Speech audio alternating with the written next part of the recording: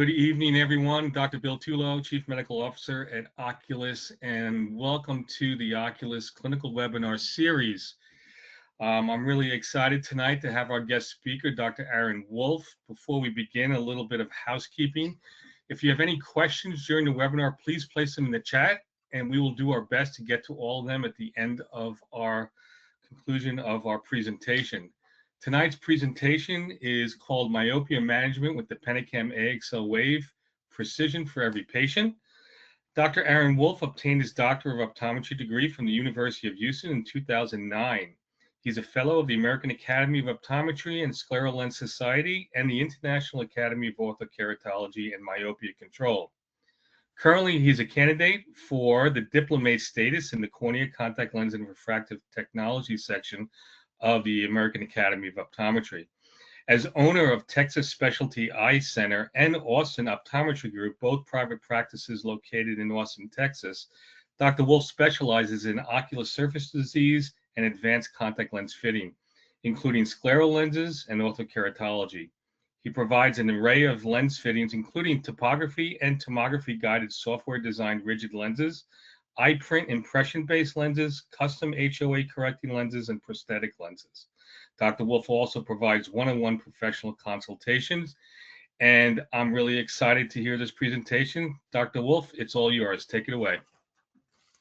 Okay, thanks, Bill, and thanks for inviting me to talk on two of my favorite topics, one being myopia management and the second being just the Pentacam AXL Wave. So there's just a few disclosures. I do a few talks kind of like these for a variety of companies and help out in a variety of ways for some other companies. Disclaimer is basically that what I say and present on the webinar does not necessarily reflect decisions or any kind of like off-label applications of devices or products.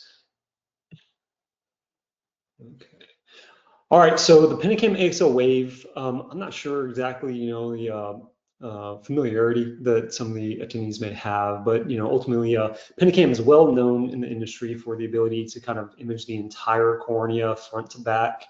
There is a variety of models within the Pentacam family. The AXL Wave is really like it's like the superpower. It's the workhorse. It's got basically everything that you can think of in there, from kind of like refractive surgery based, cataract based, anterior segment kind of glaucoma, chamber, IOP correction, pachymetry, IOP correction. We use it in our office for everybody. Okay, so like regular eye exams, scleral lens, corneoscleral mapping of the eye.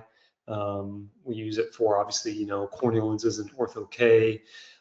Today, we're only talking about its purposes in myopia, or at least I'm going to try very, very hard to stick to just this kind of one topic here. But I'm not ashamed to say I just love everything about this device. So you can see on the kind of wheel here, we mentioned, topography. One thing I didn't mention just now is going to be the length of the eye. So that is pretty unique. We do have other topographers.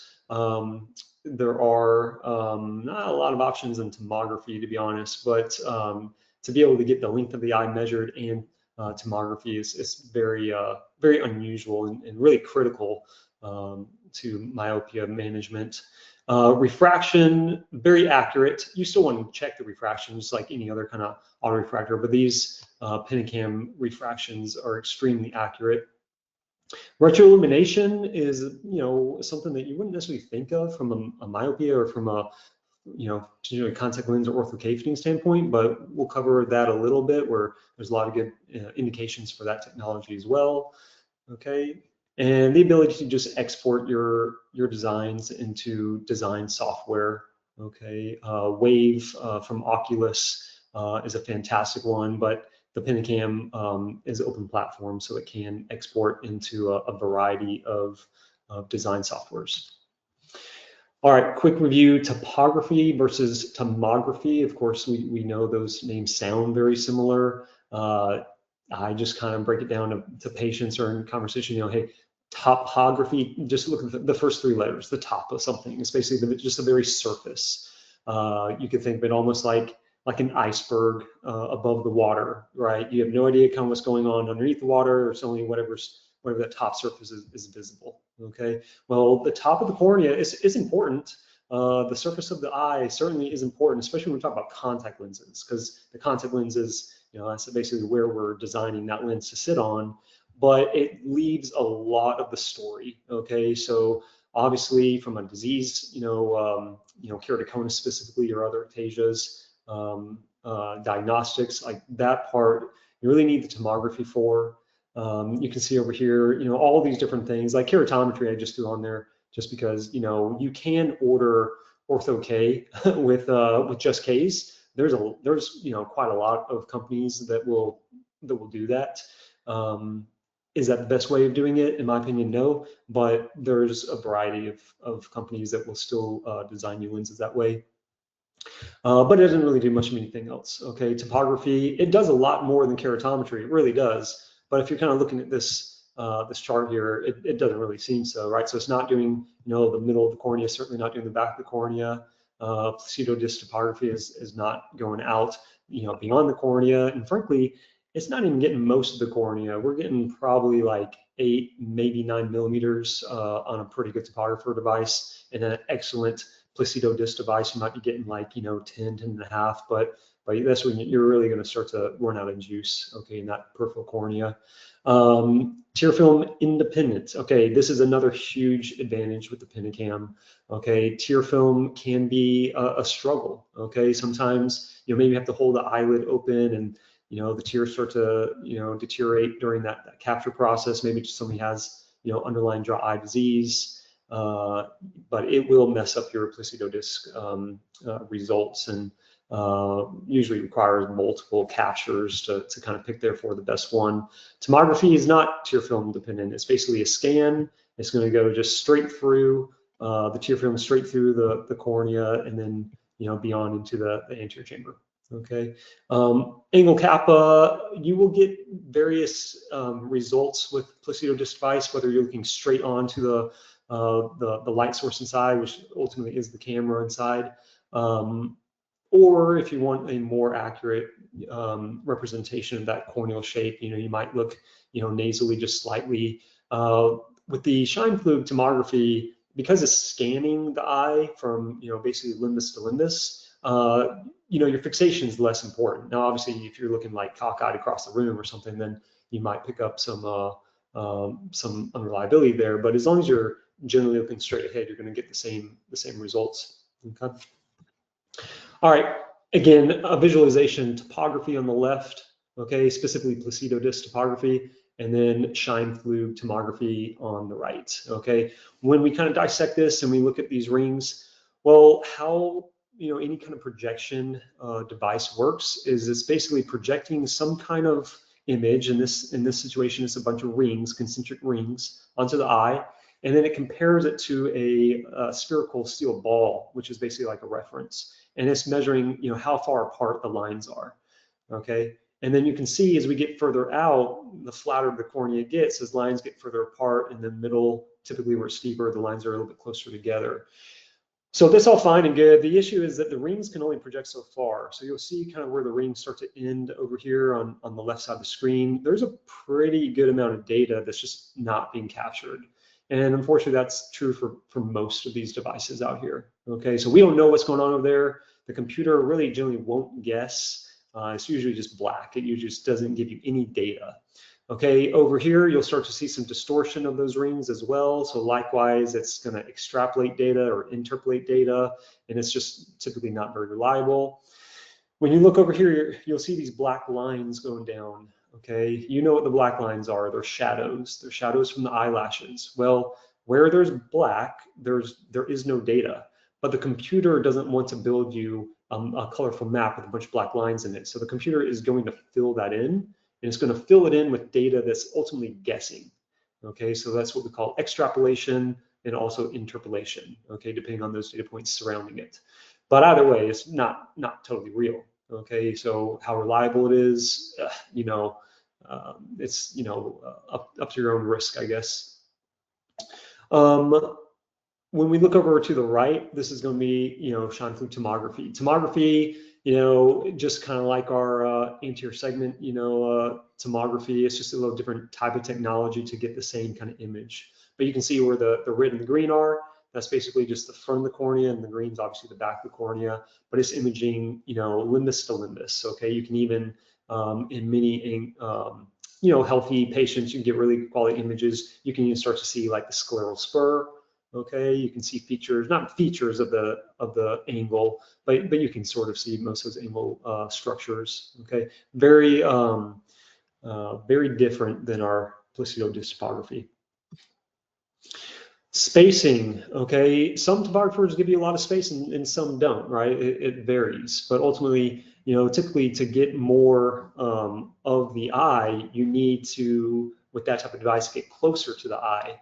That's not true with a Pentacam AXL Wave device. So it's going to scan this line across the surface of the eye, and you're several inches. You have several inches of space there. So if you do have an eye that just needs to be pulled out of the way for one reason or the other, for whatever your application of the instrument is, it's very, very easy to get in there and have enough space to do that and still get a full capture of the entire cornea or, the sclera.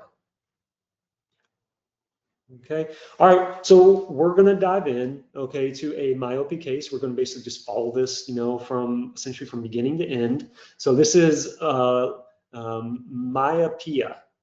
Okay, so I'm a fairly new dad. We got a young kid at home, so I'm working on my dad humor. So this is my myopia.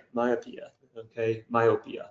We're going to follow myopia through her journey here. So 10-year-old Asian female, glasses wearer, older sibling. I see the older sibling for ortho-K, in combination therapy, ortho-K and some low-dose atropine.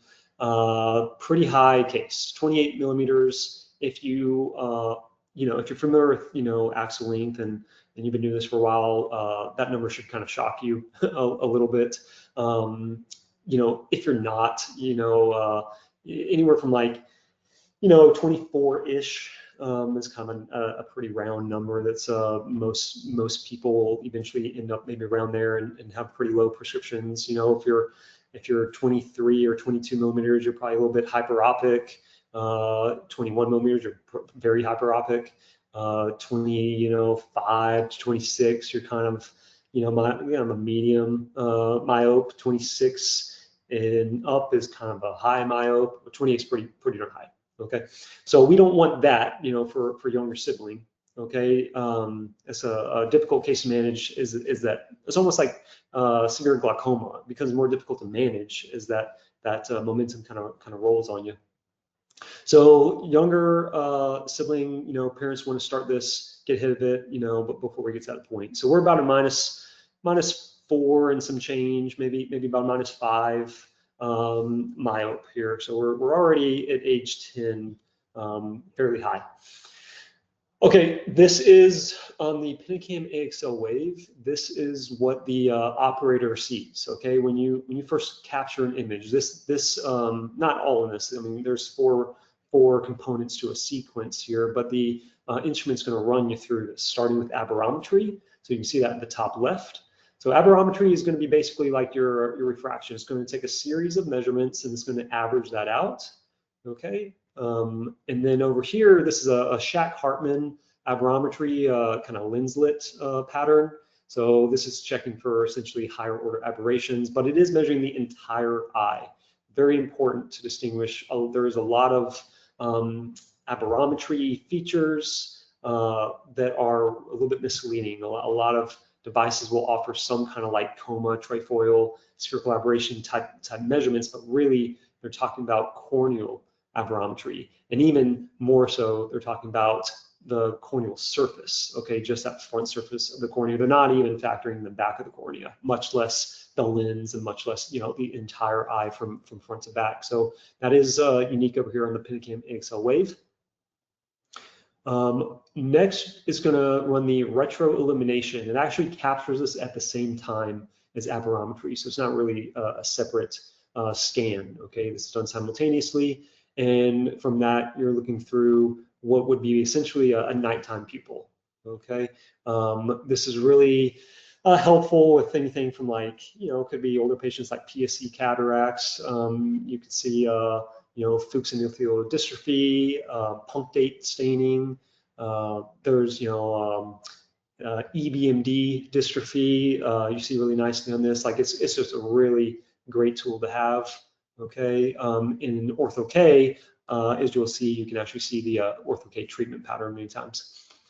Okay, next is axial length. The axial length is critical for myopia management. Okay, we in the past we always talked in a language about diopters and basically prescription.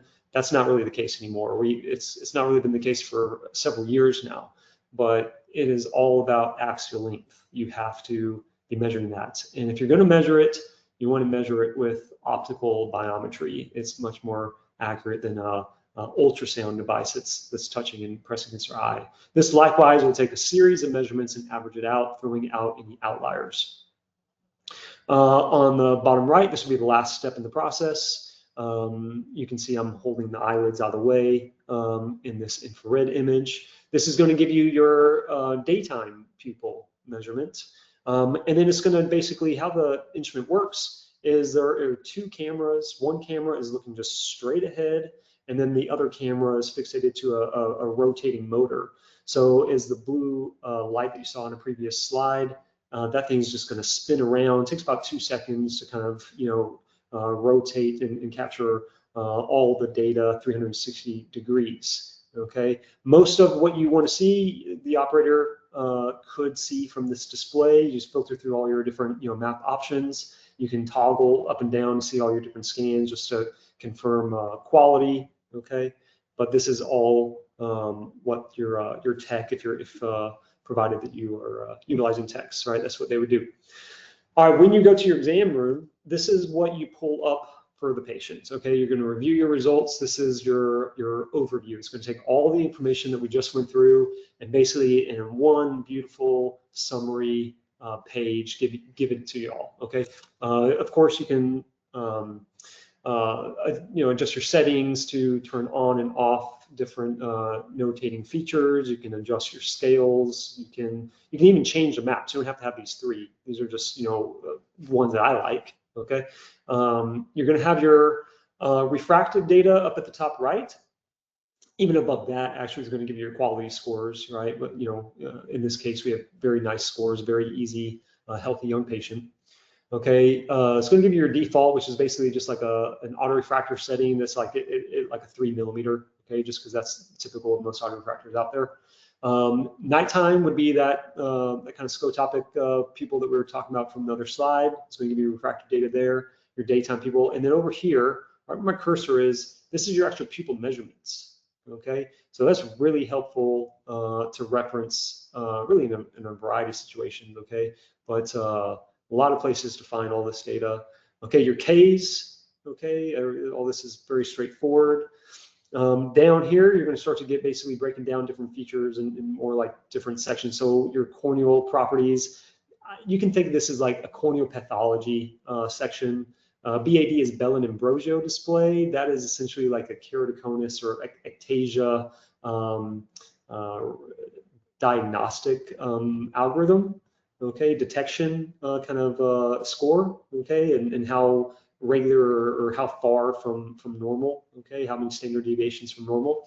Up to about 1.6 is super normal. 1.6 to 3 is kind of like maybe you want to keep an eye on that, and then 3 is like that's kind of unusual. So that's kind of indicative of a likely ectatic issue. So this patient's doing great. Okay, nice clear cornea. Packs are normal. Everything looks perfect over here. Okay, this will give you your structures of the inside of the eye. Not as relevant in this particular case for myopia, but again, as patients get older, you'll see their anterior chamber angles will narrow. Anterior chamber depth will also become more shallow. This is going to give you your HVID, but it's going to give you your HVID specifically in what's called horizontal white to white. Okay, so that is going to be basically just like where the sclera and the iris kind of come together. Some people call that, maybe gray to gray, white to white. It's automatic. Okay, computer will automatically do all that. Down here, it'll give you your corneal aberrations, which are kind of nice, but in my opinion, not that helpful. But down the very bottom, you'll see total aberrometry. Again, that's from front to back, cornea to retina. That's the entire eye right there, and a 4 millimeter zone. Okay, for your reference, in a 4 millimeter zone, about 0.2 millimeters at that size pupil would be considered, kind of normal. Anything generally less than about 0.2 would be good. So this patient's, again, very, very normal, okay? You got, again, your front axial, front tangential, and front elevation. That's just my preference, okay? Because I'm used to looking at this from a contact lens design and trying to have all that in front of me. Now, this is the other eye. We're not going to, go through each eye for this patient all the way through. I just want you to see that you can change displays. So I did change it. You can see the scale is a little bit tighter. I added some features as far as like, hey, notate exactly where that thinnest point is. Okay, now we got our pachymetry map over here. Again, a limbus to limbus pachymetry. Okay, again, very healthy eye, nothing very notable. You'll also see your axial length measurement is over here. Okay, so moving on. Another display is going to be your general overview. Okay, your general overview will give you information. Again, now you'll see this feature right here, which wasn't on the previous slide. It says enter IOP. Well, what this is telling you is, the corneal thickness will basically affect your interpretation of your eye pressure. Okay, if you have a thick cornea, you basically are going to get a falsely high eye pressure. If you have a thin cornea, you're going to get falsely low eye pressure. But this is going to basically do that calculation for you. Okay, in my opinion, very important to look at on every patient to know exactly what true eye pressures are in the patients here. Okay, also from here, you'll get kind of a 3D model of the cornea, which you can adjust to your liking. You can make measurements. Okay, we're going to move on. This is your typical Pentacam map that I think you've probably seen, I'm sure, a million times. Okay, this is kind of our standard, so it's going to basically go through many of the maps we already talked about, but now it's going to start to factor in the entire cornea. So it's going to have your elevation of the front of the cornea, but it's also now going to have your elevation on the back of the cornea. You can see this patient just has a little with the rule of astigmatism, very, very symmetric between both surfaces. Again, metrics over here. It's everything we kind of already talked about. As we go down a little bit, you're going to start to get things like Kmax. The Kmax is another kind of screening tool to kind of be looking at, hey, is this a good candidate, maybe not a good candidate. Eccentricity, okay, also very important. Now, this eccentricity is going to be an average, okay, at 8 millimeters, okay, but that's typical. Okay, most devices are going to do it exactly like that. And then everything down here, again, what we kind of already talked about in previous slides. This display looks similar, but it is actually different. So this is basically your ability to customize. So you can pick your 4 favorite maps. They don't have to be the standard ones that we just went through. So this is what I like to look at from a contact lens fitter standpoint. I like to now, even though I love that we just got all this information from the middle of the cornea and the back of the cornea, my job from a contact lens specialist is to look really getting essentially a piece of plastic to align to the front surface of the eye as precisely as possible. So I'm going to have all my front surface maps on display. Okay, so moving on from there. Okay, you have to at least look for signs of keratoconus. It doesn't really matter how likely or unlikely it is based on age. A lot of times, you might think, hey, like a 9 or 10-year-old, like we're not going to see anything. And to be frank, with almost every other device out there, you're not. Very unlikely. And if you did get an irregular, placido disc result on a 9 or 10-year-old, it probably is more just a quality, like a ring jam or some artifact. I'd be surprised if a regular kind of placido topographer was going to really capture early keratoconus of the patient this young. But with tomography, totally different story. Okay, now this patient doesn't have anything. All right, so we are just basically cruising right along. We again have our metrics over here, a variety of different algorithms, detective algorithms. Okay, this is basically just saying, okay, the cornea is a certain thickness, but like, how does it progress as it goes out? Does it progress at pretty much the same rate all the way through, or is it thin in one spot and then it rapidly picks up? Okay, so again, this patient has great scores, very healthy. We are getting green lights left and right. All right, this is basically just kind of like our Scheimpflug image. We're gonna kind of focus in on this because it's at the Scheimpflug image that true elevation data is being collected. When it comes to topography in general, we're always generally thinking in terms of curvature. And that's true because in these placido disc devices and projection, well, really just placido disc devices, in keratometry, it is from curvature, okay? It's measuring the distance of those rings based on the curvature of the eye compared to the curvature of a round steel ball, okay? And everything comes from curvature numbers, and then it could be calculated basically from there to give you sagittal height, but it's not really true sagittal height.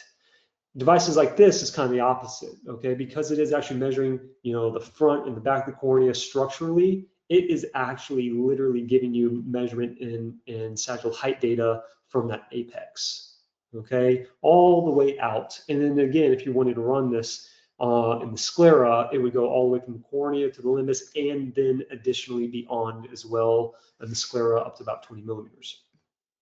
So right now, we're just looking at kind of a horizontal scan. It's giving us maybe up to about 12 millimeters or so.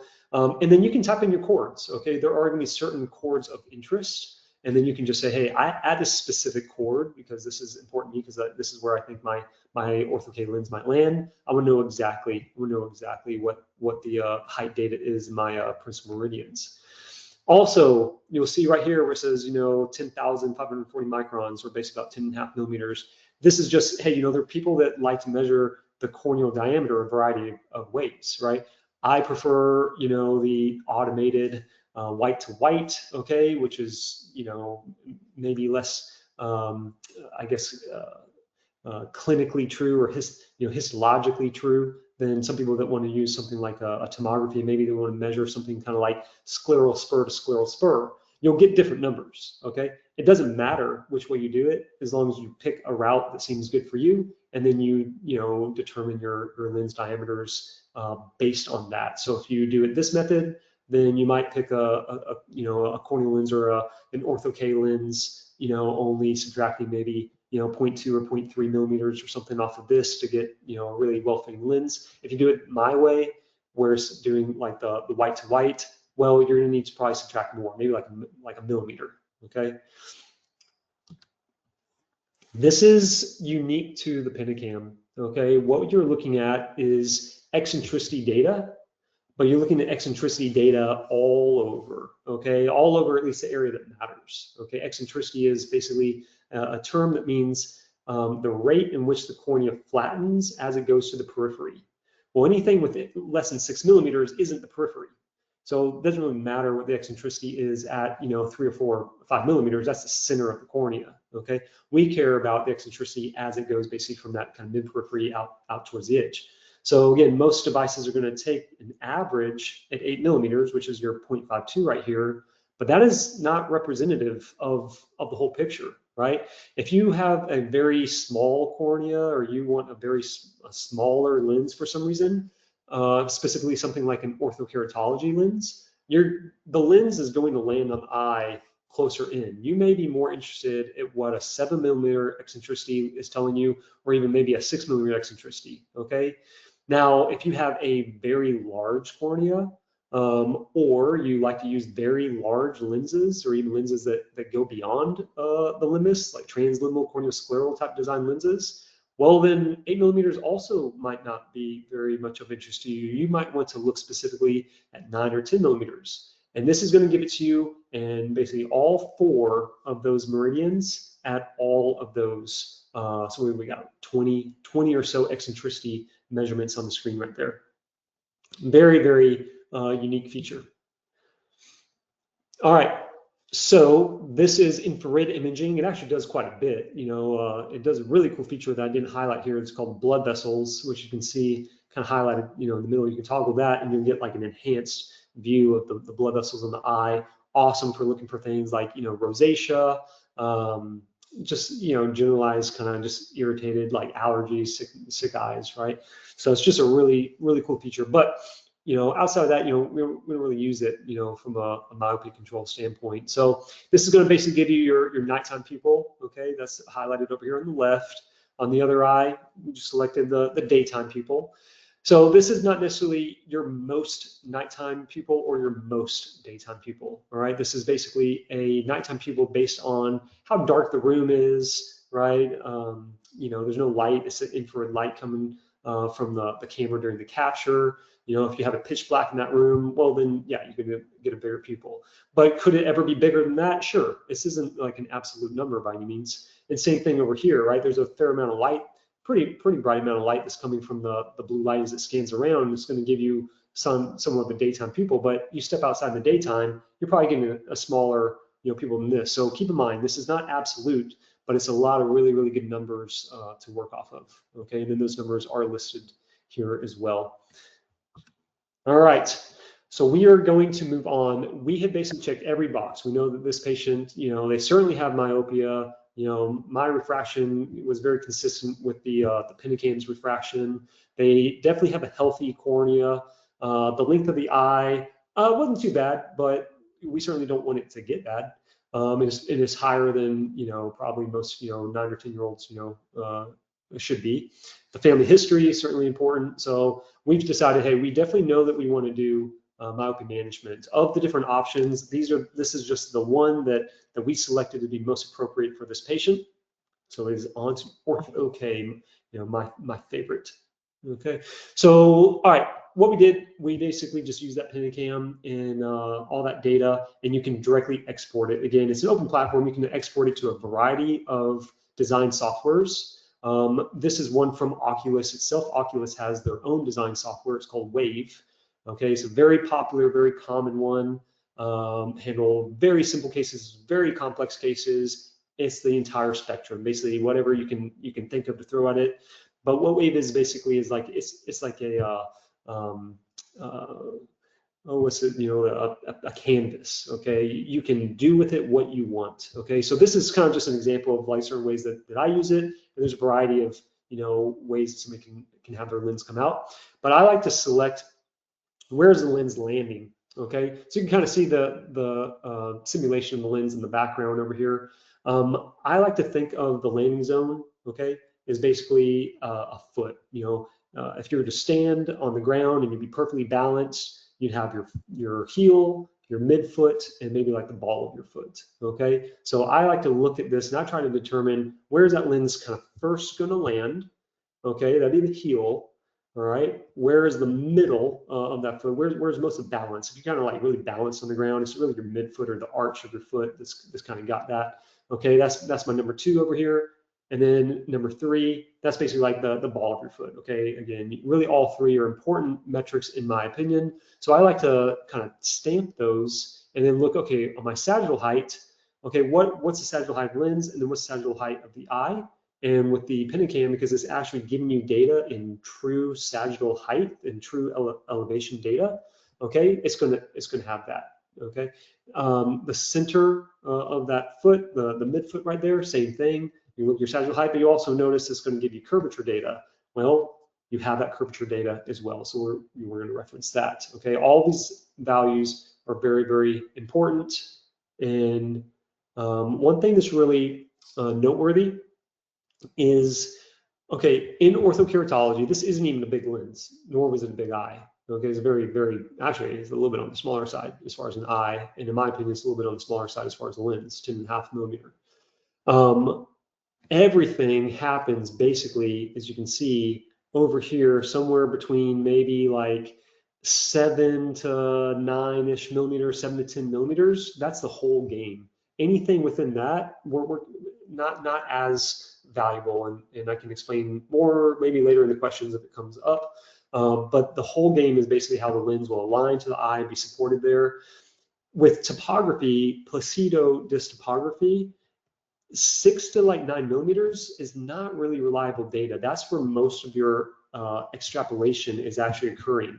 That central 6 millimeters is pretty reliable. You get a good quality scan. That's very reliable data essentially. But from 6 to 9, about the edge of most most rings, not really typically reliable. Okay, or you're going to have more extrapolation, the way the device kind of pieces together, lash interference, that type of stuff. Well, that's really critical because that's the whole game. That's where these lenses sit. Okay, so tomography, in my opinion, it has a huge advantage. Okay, from a precision fitting standpoint.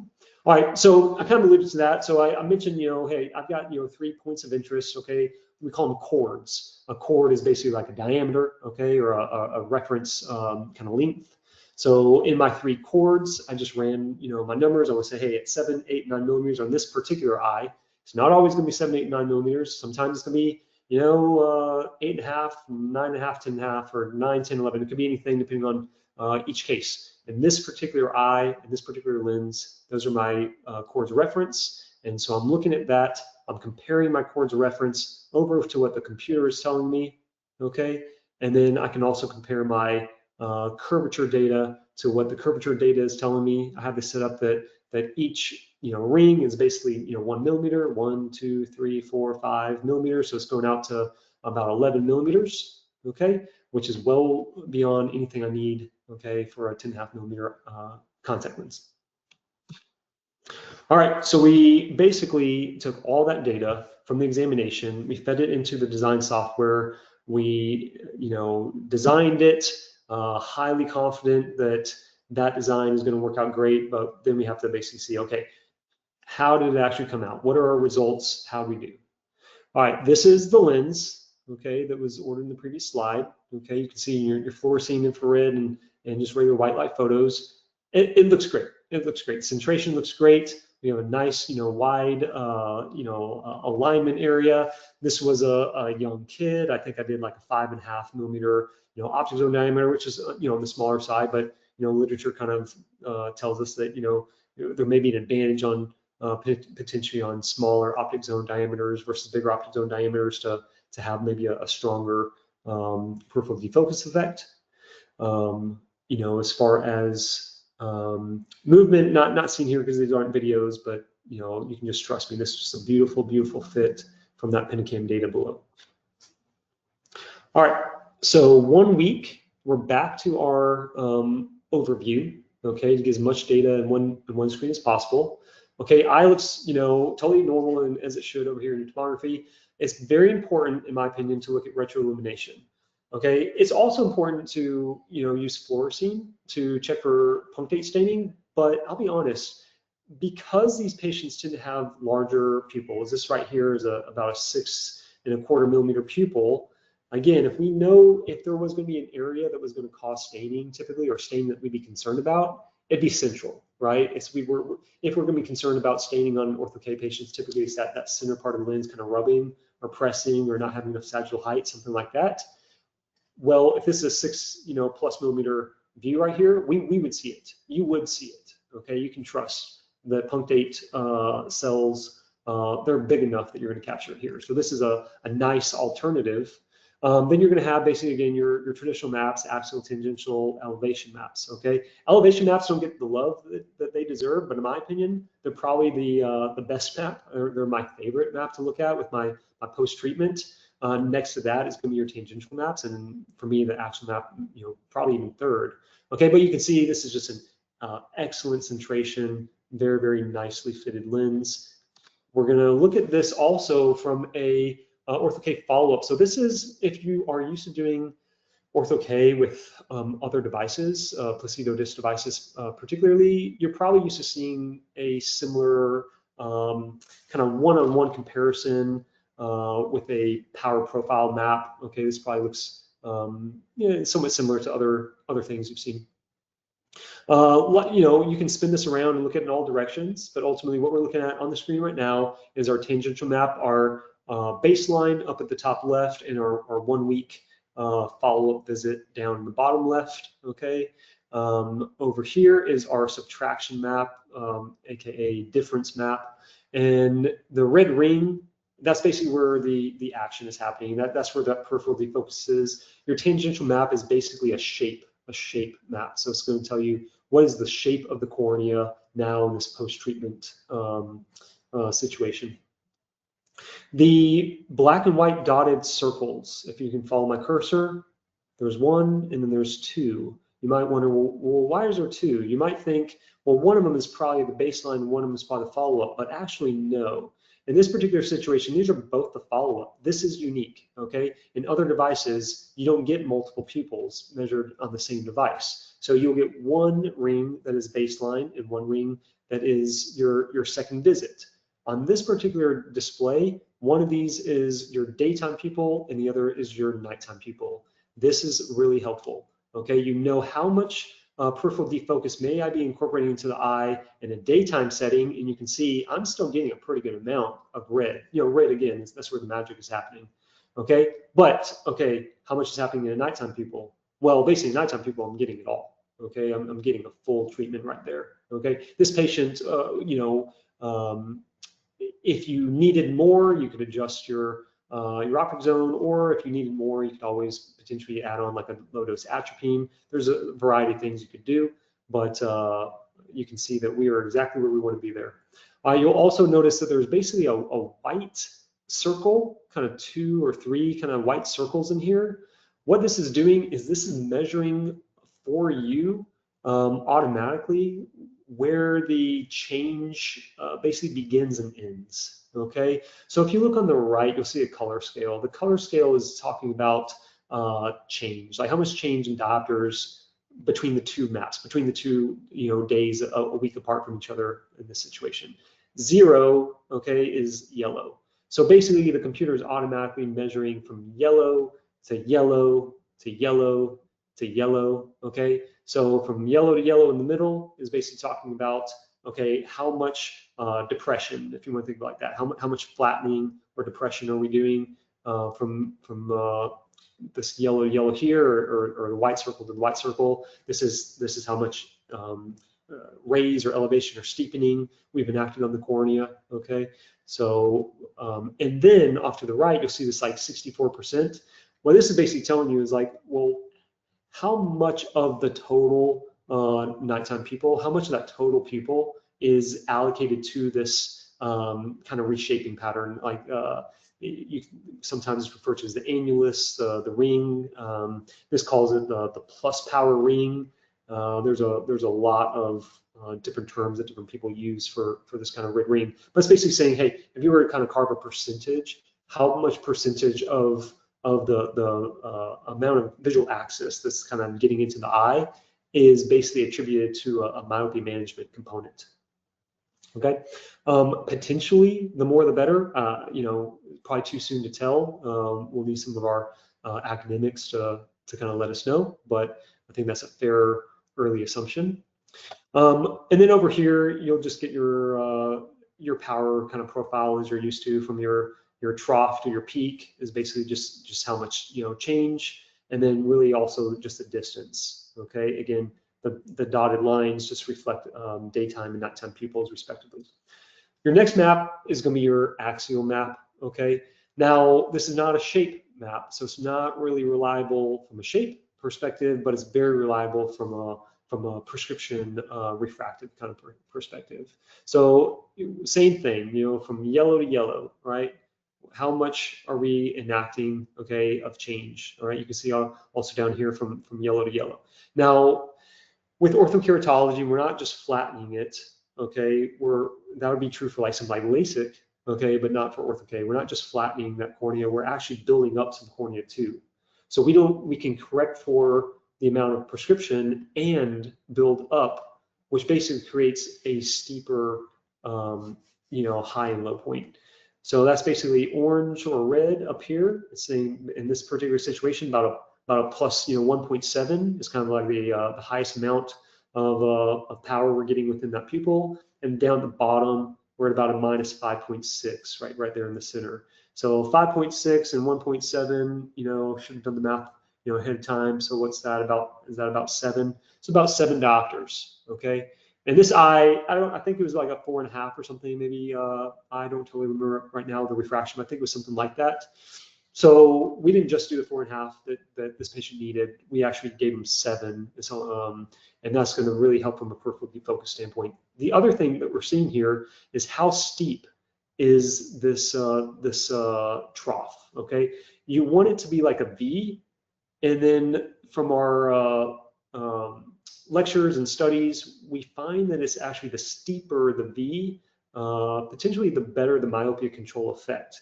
Okay, a kind of nice loose flat V, not as good from a myopia control standpoint as this nice kind of steep V. This is also very similar to some of our EDOF, extended depth of focus kind of designs. Okay, that's also ultimately what we're trying to achieve in Ortho-K. Epithelial reshaping power, also completely unique to the Pentacam AXL Wave. What this is doing is basically, we know, and I use know with like an asterisk because it's like, of all the things we know or think we know, we pretty well know that it's the epithelium that's really just reshaped. Okay, there is going to be various opinions on this, and there will probably continue to be for quite a while about how much the stroma or the entire cornea may or may not be impacted, but it's pretty consistently looking more and more like, it's really kind of more epithelial based. All right, so that's basically taking this assumption, okay, that is the epithelium that's basically being manipulated and reshaped. So this is kind of like your axial curvature map before. It's going to look very similar, but this is kind of saying, hey, if we're just looking specifically at epithelium reshaping power, okay, it's we now have that. We didn't have that before. All right, my favorite display is actually this display. Okay, it's called the Compare 4 Exams display.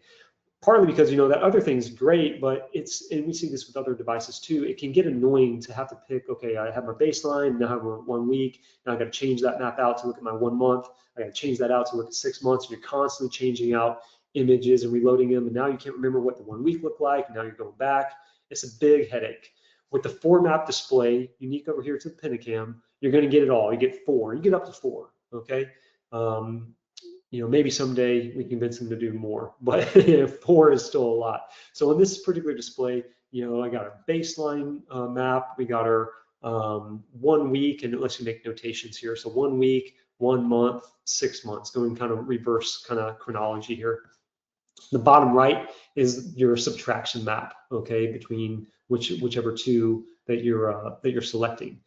All right, so on the screen, this is the elevation map, okay, the front elevation map. I've already mentioned that this is my favorite, okay.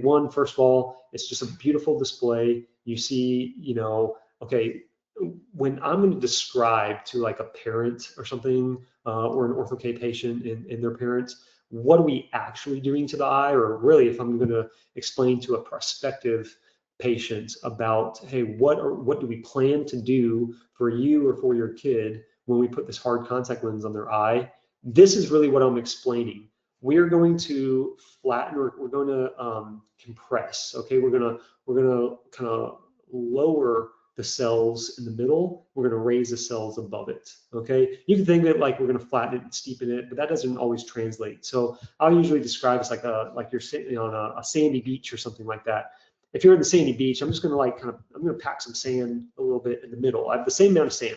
I didn't change anything. Still the same amount of sand as before and after, okay? I'm gonna pack it down a little bit in the middle, and then I'm gonna kind of like build it up a little bit around it, okay? So you can kind of visualize what's actually happening to the surface of the eye.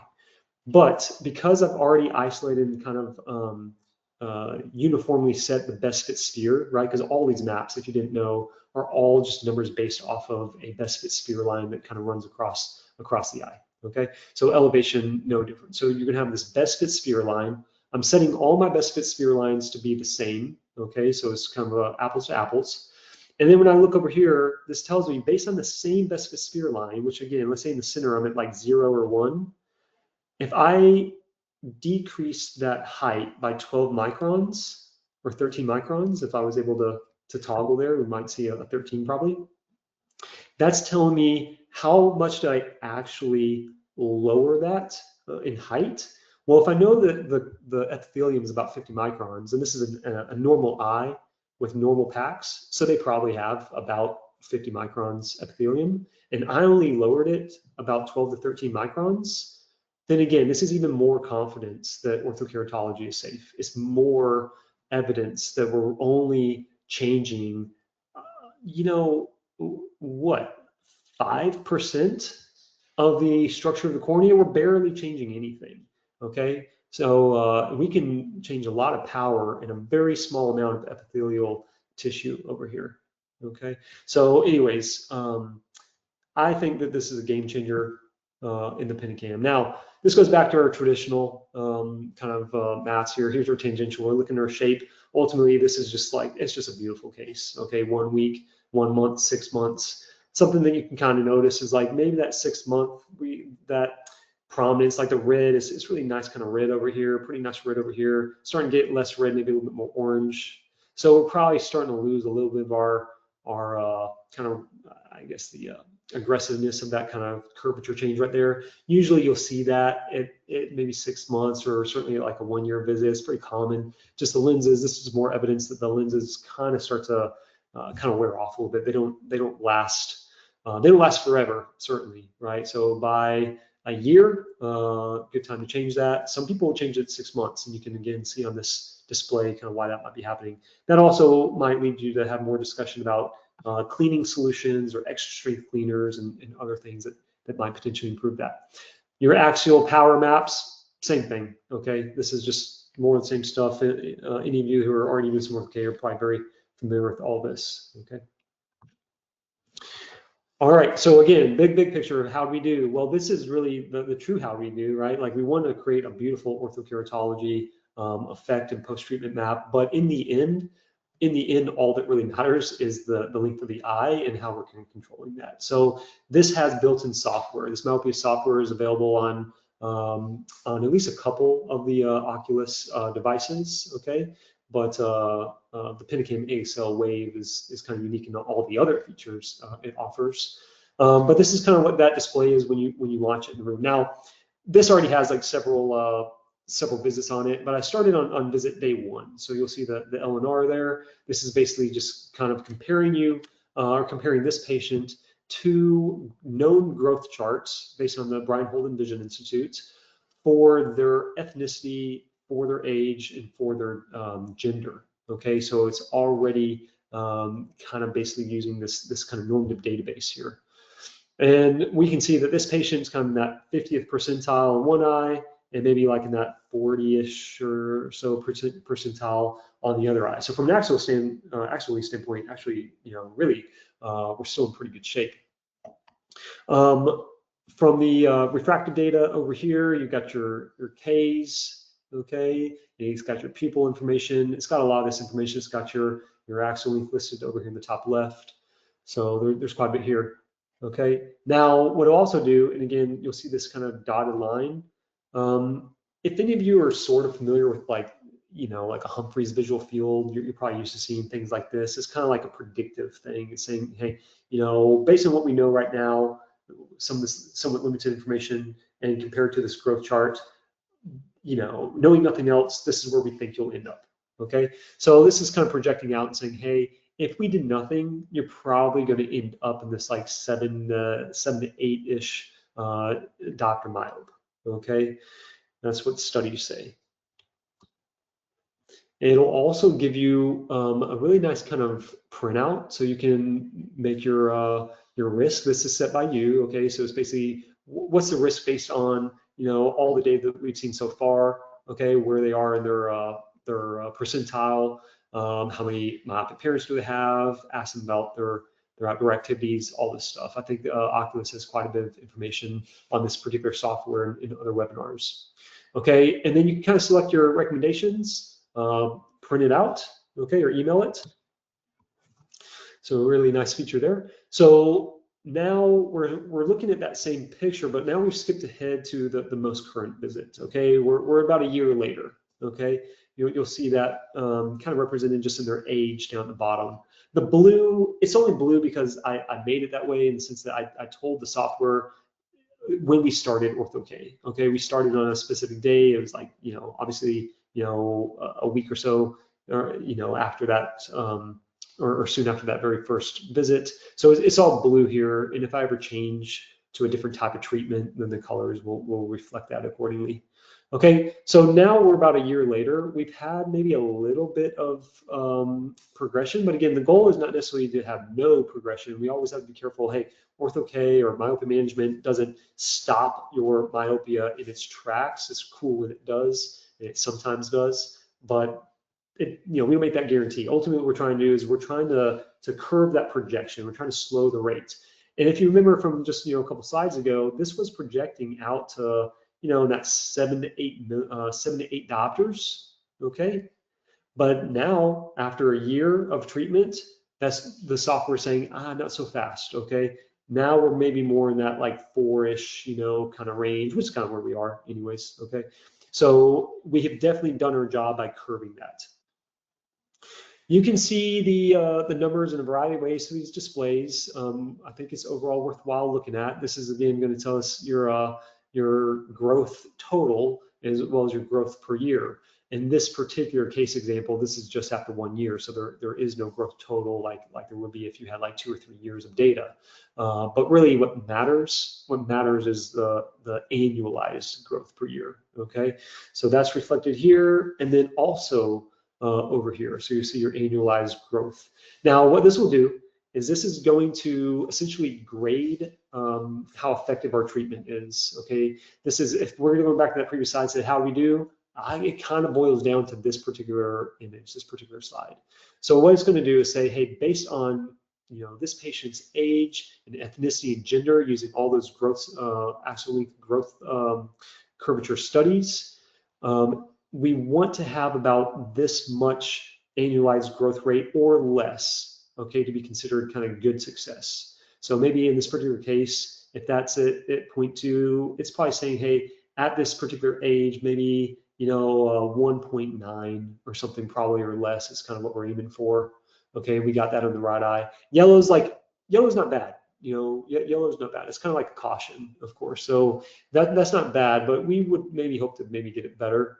You might change something about your design. You might add on an additional therapy like atropine, or maybe even now, some of these myopia glasses. I mean, who knows? Like that, you might do something different. You might do some lifestyle change. You might inquire about, lens cleaning and handling and replacement, right? But something's probably not. It could be better. Okay. If it's in the red, then we're not really meeting our standard. Okay. We don't want to be up there. So this is kind of our true scoring.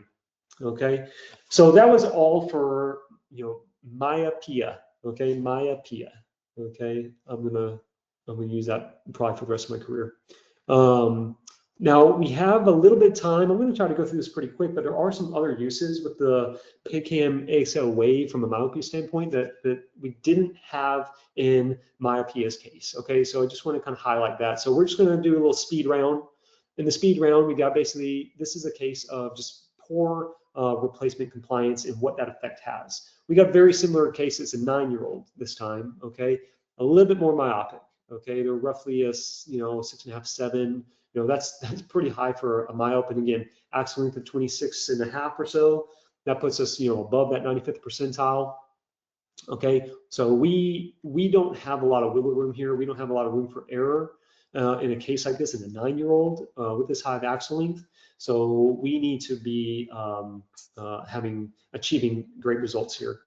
Okay, well, after that 1 year in Ortho-K, which is what we started out in, and we actually did combination because the percentile was so high, we actually started with Ortho-K and 0.05% atropine both. We actually had fantastic results. I mean, it looked amazing. As far as vision, vision was great. They're supposed to replace their lenses every year, but they didn't. So, we're tracking them at, 18 months and 24 months. And by year 2, the vision's, decreased a little bit.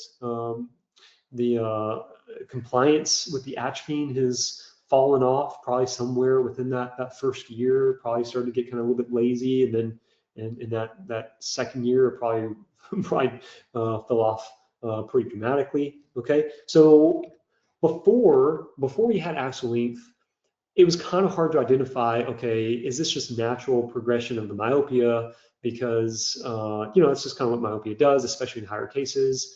Is this, maybe something with the lens? We weren't totally sure exactly how successful our results were. Okay, now we're going to see that the treatment looks great. Okay, this looks just like the other case, right? We have a beautifully well-centered lens. This is textbook looking ortho K. We have a small optic zone diameter. I think from memory, this is like about a 5mm optic zone diameter. So it's already pretty tight. You can see we have a nice, really steep V. It looks like the other case. It's not, I promise. These are not duplicate sides. These are just two really excellent kind of fitted ortho K lenses, giving us exactly everything that we can get from ortho K. We're squeezing every little bit of juice out of ortho K for this myopia case. Okay, so it's not the ortho K's fault. Again, you look at these maps, we're looking at, 1 year. At 1 year, it looks awesome, right? We don't really see any real drop off between all these maps. They look just as good at 1 year as they did at 6 months, just as good as they did at 1 month. Okay, so we are very compliant. This tells me that we're probably even using our extra strength cleaners as directed. Everything for that first year, we're just kicking butt. What happens at year 2? This is also the benefit of having multiple maps that we can pull on the screen and compare. We can see, hey, if you look carefully, you'll see the labels here. 1 year, this is 1.5 years, and this is 2 years. Now, they didn't replace their lens, so this is 2 years, 1.5 years, and 2 years in the same pair of ortho K lenses, okay? And what happens? You really start to see it drop off. You start to see the lens start to decenter, okay? It's incomplete treatment. Over here in your elevation maps, even the actual numbers, okay, like from a 7 down to a 4, we're not compressing tissue as much. We're just not enacting the change on the cornea that we're hoping for, okay? So this is really a critical display for parents particularly, so they can see, okay, the question is, you all have heard, do I really need to replace them once a year? I mean, how much does it matter? If you don't have a visual to show them, then it's not going to really matter. Okay, you have to have some kind of visual display to show them this is the consequence of not replacing your lenses as described. This is an even better display, a better visual. Okay, so you'll see over here, we are way above the 95th percentile. Okay, for this patient's age and gender and ethnicity. We're so far above, who even knows, right? If this is 95th percentile, we're the 99.9th percentile, right? We're off the scales for somebody like I think this is a 9-year-old, I think, okay, for 9 years old. And this is projecting you to be, holy moly, like a -15. Okay, that is not just severe myopia, that is pathologic myopia. Okay, this is, retinal detachment in their future. This is glaucoma in their future. This is, PSC cataract. This is probably all of the above in this patient's future. So it's critical that we get this is under control as we possibly can. So we have the different measurements, okay, over the course of this year. And you can see it starts at age 9, let's follow at age 10. There's almost no change at all, okay? These numbers go almost exactly horizontal. There's basically almost no change. Not changing the lens, not being compliant with the action drops, okay, following from about 26.5 up to about 26.5 to 26.7, right? Now, okay, we're essentially not controlled, okay? This is sloping upwards. And it's not that it was always doing that, and it's just the way it's going to be for this patient. We've already demonstrated that this patient can be well controlled. We've proven that this patient can do awesome with combination therapy of ortho K and atropine, okay? But what happens when we don't follow what we're supposed to be doing? Slides, okay? Critical visuals there. All right, case 2. Okay, you're going to get some ortho K that just doesn't always look textbook perfect, right? So this is just a case that the lens is kind of dropping down a little bit. So I just want to kind of show you a fix for that is to go bigger, right? So this particular case, I switched them from a corneal lens. This patient that used to be in myopia control with ortho K as a child, and then stopped like through college, and then basically at 25 they kind of want to go back kind of go back into it, not necessarily from a myopia control standpoint, but more just, they just want to be able to see without glasses. So, but we were getting, with a really well-fitted lens, we were still getting some like pesky kind of inferior decentration, just kind of couldn't get it. So what I found works really well is going to a translimbal design. Now, of course, this is off-label. That's been described below. But you'll see this comparison, the blue and the green is basically just the changes I made to kind of go from a small lens to a big lens, okay? All right, so how does that actually fix it? Well, you'll see over here, okay, right eye and left eye inferior decentration. What happens as you go bigger? Boom, okay? You see basically a very nicely centered, tangential maps, your elevation maps, okay? We've moved it up, really several millimeters, okay? Just by going bigger, okay? Didn't really make any other significant changes as far as alignment, landing zones, or whatever. Now, what's the relevance of going bigger? You can only make the lens bigger if you have reliable data in the periphery of the cornea. You can see over here when I mark, again, my heel, my midfoot, the ball of my foot, okay, my 1, 2, and 3 on the display, okay, that's over here at 8, what is that, 8, 9.5, and 11 millimeters. You can't do that reliably with high confidence in placido-disc devices when you're talking about something at 9.5, 11 millimeters, okay? You're going to get too much extrapolation. The rings may not even get out there. At that point, you're really, truly guessing, okay? This is the benefit of just full limbus to limbus data. With limbus to limbus data, we can accurately, reliably trust these sagittal heights and trust the curvature, okay? And that's how we design translimbal lenses, okay? And that's how we got that case of center. All right, we only have a couple more. I can knock this out in just a couple minutes and we'll take questions. So this is basically, it doesn't have to be ortho-K as far as myopia management. This is a case in which, we had a 10-year-old. They were referred because their myopia was, progressing, very kind of similar refractions with a lot of these kids, very similar ages too. So we're about, 6-ish, maybe 6.5, with about, between the two doctors, a doctor and some change for astigmatism, okay? So pretty significant, very significant prescription for a 10-year-old. Axial length about 25 millimeters. This case was one in which we designed ortho-K because, I love that. That's my first line of treatment in almost all situations. And it just works really well.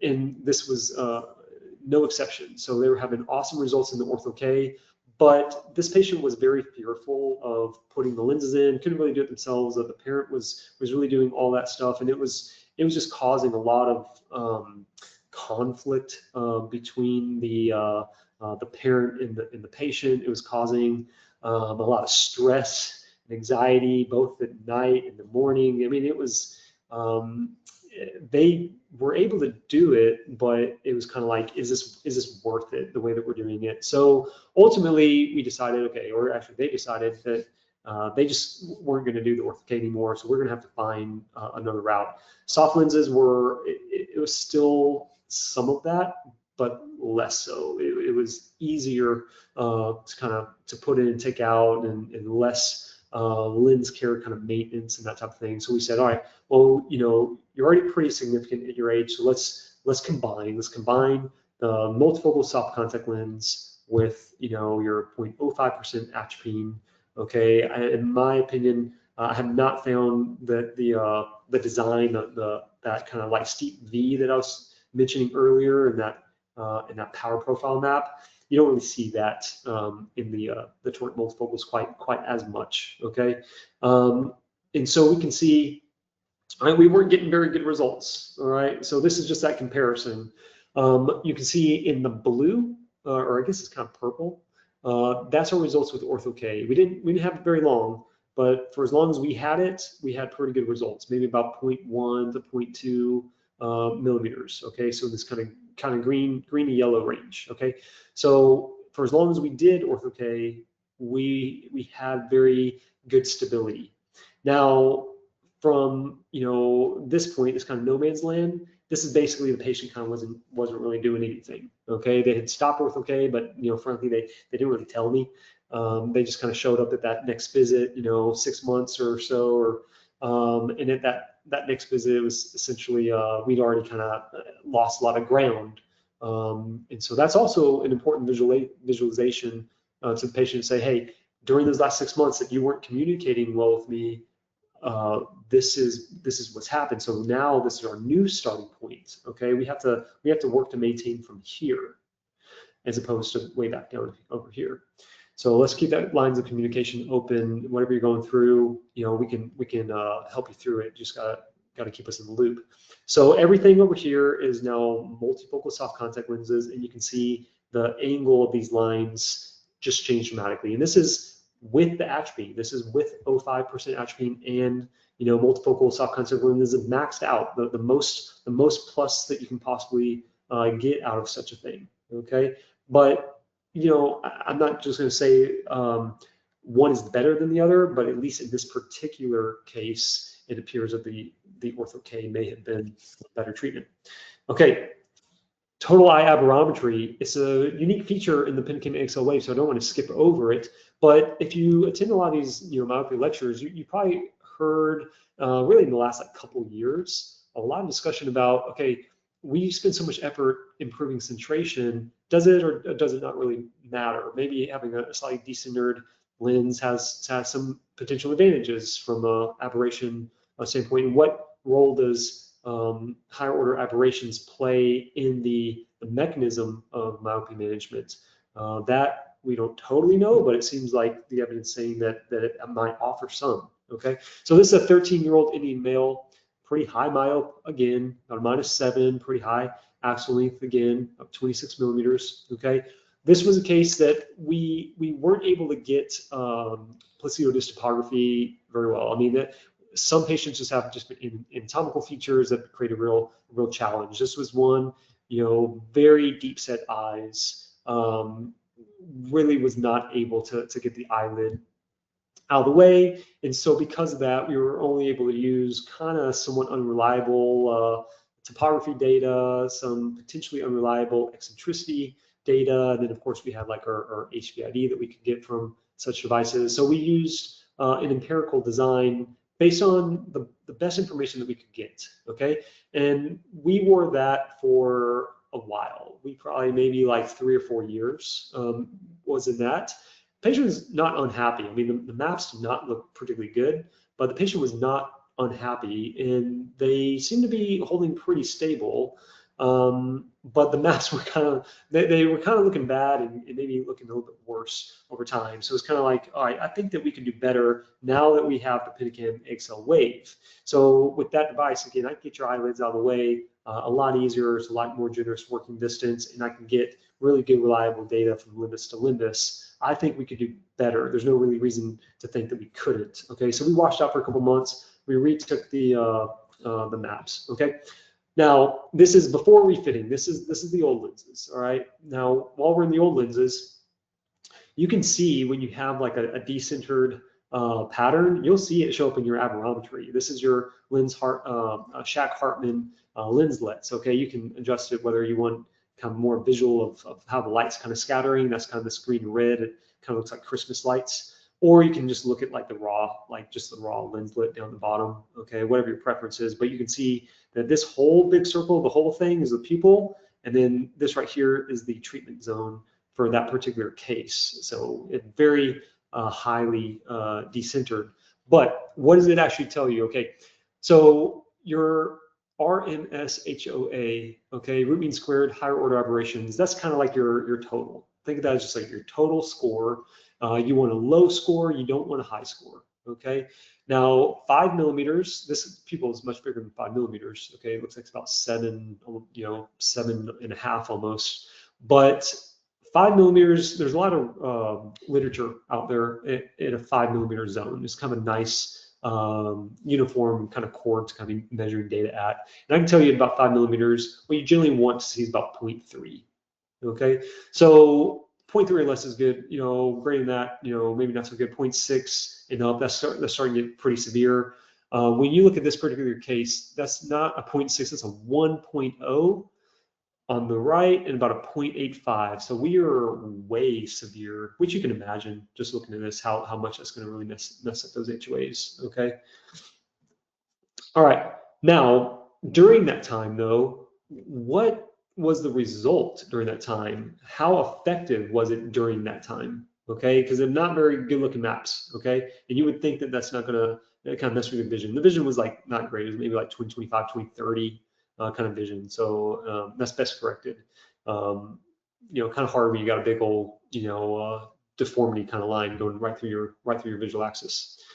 Okay, but you can see in each of these data points, this is during those really decentered lenses. It actually looks fantastic. It's very like straight across. So from a myopia control, myopia management standpoint, this is a testament that there probably really is something to that. Maybe you don't always have to fix, you know, every bad kind of looking centration pattern. Although I will say that one was particularly bad. That one really bothered me. So you'll see, why did it move up right here? It moved up between these two data points because this is during our washout. So we stopped wearing lenses for a couple months before we took our measurements again, and then went back into ortho K. So we did lose a bit of ground here. This is a lesson learned that I've learned basically, you know, from this case and maybe a couple others, is when you do the washout, you have to be very aggressive on your ortho K, or I'm sorry, on your myopia treatment during that washout period. So I'll use like, you know, extended depth of focus, you know, multifocal soft lenses. I'll make sure that we're using, you know, 0.5% atropine if we weren't already. As of the date of this presentation or this webinar, we don't have access in the US to, you know, prescribe, you know, myopia glasses, but you know, that soon, you know, should change. And you might have that access now. So basically during the washout period, you don't want to just quit everything while you're waiting for the cornea to stabilize. You actually want to be probably, if anything, maybe more aggressive during that 2-month or so period before you jump back in. So then we did refit, and you can see from the last 2 data points, we're right back to super flat. Okay, so going back into ortho K in a well-fitted lens, okay, we certainly did at least as well, if not potentially better. Okay, this is just kind of what happens, you know, in an empirical based lens from the same kind of background story I told you. Everything's super kind of superiorly decentered. Going to a custom wave like a software design lens from the Pentacam data, you can look at how much this improved. Okay, just like that other case, your tangential maps, your elevation maps, really beautifully centered, and you can see that a little bit over here. Now this patient is on atropine still. They're on the ortho K and atropine both. So the pupils do tend to run rather large, again maybe 7 to 7.5 millimeters. So that is larger than the optic zone of these lenses. So you're going to kind of capture that in your retroillumination. But that's another tool to kind of be looking at, okay, as far as centration in addition to your maps. Okay, well that wraps it up. Okay, Bill, I'm going to turn it back over to you for any questions. If anybody wants to reach me directly, my email addresses are listed up there, and happy to field any questions that may have come through. Aaron, wow, a wealth of information. Thank you so much for the presentation. Really was excellent. I've got a couple questions I do want to ask you. You did talk a lot about the limbus to limbus data you get with elevation data. And my personal experience 6 years ago, after transitioning from many years designing ortho K lenses with Placido topography and thinking I was doing really well, when I switched to the elevation data, I found that automatically I could fit bigger lenses and center them automatically. But the remarkable thing I didn't expect was my one and done rate. It went from the low 70s to the mid 90s. Can you just comment on your experience? Did you have anything similar like that when you transitioned? 100%, 100%. So I think it's important in hindsight to understand, like, okay, why? What went wrong? Okay, why did it improve, right? Other than just say, you know, this device is just better. then okay, it was as simple as that, then it doesn't work like that. So why it happened is basically the topography. When I say topography, I mean placido topography.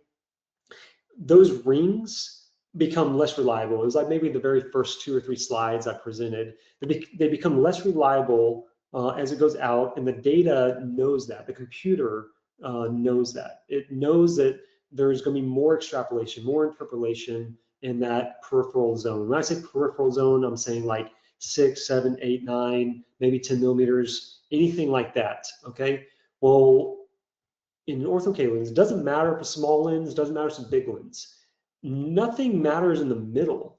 It's like a scleral lens. It's very, very similar to a scleral lens. It sort of matters if this is a cornea that's like irregular or not irregular, or like how high or something, how steep the cornea is, but it doesn't really matter because you're landing on the white part of your eye and then you're going over. So it's almost like the only thing that really matters from like a fitting standpoint is where the lens is landing, where it's touching. Well, in ortho-K, it's the same way. It's not touching anywhere in that whole central, like, 6, 7 millimeters. It's not touching the eye at all. So where it starts to land is exactly the same place that in placido devices that the data is not reliable. It's guesswork. Okay, and the eccentricity, again, like I said, is an average eccentricity.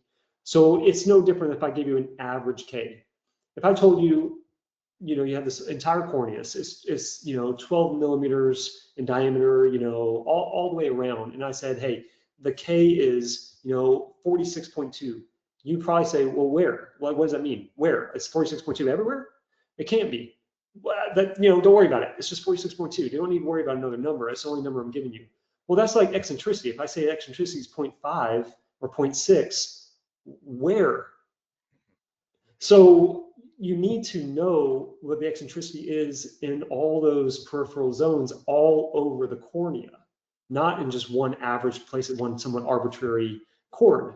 So when you have elevation data that can just follow, it's the scan is just following the contour of the surface until it just runs out of clear tissue. Okay, so like it's scanning basically a super bright optic section. If you want to think about how this whole technology works, it's like a really, really super focused, super bright optic section from like a slit lamp and like rotating. It's going to go right through anything that's like see-through, right? The cornea is like this translucent type of material, it's see-through material. So that optic section is going to go right through anything that's see-through up until it gets to a place that's not see-through. And that's what we would call the sclera. So it's going to give you data all the way until that band of light cannot see through the tissue, which happens to be all the way to the limbus. There's no reason for you to basically get like unreliable data. Once you have that reliable data, you just export it to the software. And now the software depends on how you want to do it and how you want to fit it, like how hands-on or hands-off you want to be. You can trust that at least the data is accurate. What you do with it, it's up to you. How big or small, how flat or tight, whatever your personal preferences are. That's kind of a style, right? We kind of have our own little styles, especially if anybody attends like Vision by Design. I recommend that you attend the OCULUS Wave workshop for Wave users, and you'll get a sense of like, different people have different styles, and everybody's results come out beautifully. It's like having different, painting or photography styles that can still be, beautiful, and still be different. Okay, but Bill, to answer your question, that's why it didn't work out, is that you didn't know that you were working on basically unreliable data. You were just getting unreliable results and having to troubleshoot your way kind of through it. Yeah, you see that those beautiful maps, they look with stitched data or extrapolated data. It looks nice, but it's just not real. Because the software is designed to create a pretty picture. So the software knows that the user doesn't want to look at a color pattern and be confused. So if you have missing data, it's a dry spot on the eye, or there's eyelashes that are blocking data, and there's nothing to gain there. The computer knows that. The computer says, hey, I don't have anything good here that I can use, but I know it probably doesn't go from like red to blue in an instant. It's probably going to go from like kind of red to, if there's a lot of other red in this area, I'm going to make this kind of red as well. If it kind of goes from red and over here is a little bit orange, then maybe in between, I'll kind of make it like a little bit of in between this red and orange. I'm going to create a map that kind of makes the colors blend in a way that looks kind of congruous, so that it's not confusing to an observer who's just trying to get a quick picture. Most of the time when you look at a map, you're kind of just trying to get a generalized assessment of the eye from a shape or elevation or curvature standpoint. You're not necessarily always dissecting every little component. You're just like, okay, it's a normal eye or it's a not normal eye, whatever it is. The computer knows that. So it's going to basically try to blend the colors in a way that kind of looks pretty, but that doesn't make it real. Exactly. I have one more question for you, Aaron, and this is something that bothered me a lot towards the end of my topography designing years. I was always worried that when I'm doing ortho-K, I'm altering the front surface, and it was making it difficult to tell if young children are developing keratoconus. So screening them with the Pentacam prior to designing the lens and altering their corneas has made me so much more comfortable that I can continue to look at the back of the cornea. Can you just comment about how you utilize that, and what do you think about it? I mean, no one wants to wash a kid out every year to see if their corneas are normal. So kind of tell me your thoughts about the whole process of monitoring for keratoconus while doing orthokeratology. Yeah, I will, and I'll give it to you in kind of two ways. One is somebody who's not yet doing ortho-K, and you're assessing them as a candidate for ortho-K, and also somebody who's already in ortho-K, either because they came to you like that, or you put them in that while you're doing a placido-disc device, and now you have this other technology. So the importance of the Bell-Ambrosio display to me is just, if you're looking for like one number, one quick thing to look at, to me is hugely helpful. More helpful than even PAX, more helpful than K-Max. It really is that one analytic kind of value. So that, yeah, it's kind of like it reigns supreme, I guess, if you think of it like that. So now it's not the only thing I look at. I do kind of look at the PAX. I do kind of look at just the kind of symmetry and shape of the curvature of the eye. I mean, I kind of look at all those other things for anything that sticks out. But that's pretty important. Now, here's the thing. You could have kind of a borderline case. And a lot of times, with these, we're mostly talking about kids, right? It could be anywhere age like maybe like, let's say 8 to 18 or something, is for the purpose of this answer here. A lot of times you're not going to see super prominent keratoconus, even if they have keratoconus. Maybe they have family history. Maybe they got there's a genetic predisposition to keratoconus. That person has keratoconus in their future. Okay, but it may not give you a wildly obvious Bell-Ambrosio display, but it's something that makes you then look and say, okay, well, if that's not right, now I want to look at the aberrometry. That's my second place to go to. Okay, when I go and look at the aberrometry, then I want to say, okay, well, maybe my Bell-Ambrosio display was like barely borderline or sort of borderline, but I'm not overly convinced. It could just be, we have the funny looking corneas, right? FLC, right? Yep. Sometimes you get a couple of those and they're not diseased. They're just a little funny. So then the next thing I look at is the aberrometry in coma, okay? Coma is particularly of interest with keratoconus. And on some of these kids, you will see that, hey, we're a little bit borderline in that Bell-Ambrosio display, and simultaneously, we've got a little bit of out of whack coma. I don't want to risk it when there's so many other good options. And that's another key factor here. In the year 2025, the day of this recording, we got several options. We don't just have one thing. We know we've got some really good, multifocal soft contact lenses. We hope, honestly, that maybe some improvement there. But we've at least got, maybe one or something that I think is kind of good. But there's, you've got some atropine, right? And more pharmacies available for that. We've got these glasses that are becoming available. They're already available in a lot of places. So we don't have to do ortho-K. We now have a variety of options. Maybe that's a case that we hold off on, or maybe we hold off on for this year. Let's revisit, let's do something, maybe something different. Let's revisit that next year and keep an eye on that. Now, the second half of that answer is like, okay, and I have cases like this where I put them in ortho-K. They're doing great in ortho-K. They're happy. Family is happy. Maps look good. Results are good. Axial length is controlled. But the back of the cornea is showing maybe some suspicious elevation changes. Okay. Now, I didn't know that when I put them in the Ortho-K because I did that, I did that potentially years ago. Long ago. Or maybe their pack, yeah, or maybe their their packs are just like maybe their packs are still kind of normal. They're like maybe like 520 or something packs or 525, and it's like, well, that's not bad, but it makes you a little bit suspicious. The nice thing with the Pentacam is you don't necessarily have to stop the Ortho-K and wash out and be like, all right, no, we're gonna stop this because we may need to go another route down the road. If it's working for you now, I would say keep going, because your other ultimate goal is just absolutely progression. So I wouldn't necessarily abandon ship if the ship isn't sinking, but with the Pentacam, just like I showed you in those other maps where you can do progression of the anterior curvature in the anterior elevation map, like 1 week and 1 month and 6 months, 1 year, 2 years, all so and so. You can do that on the posterior ones too.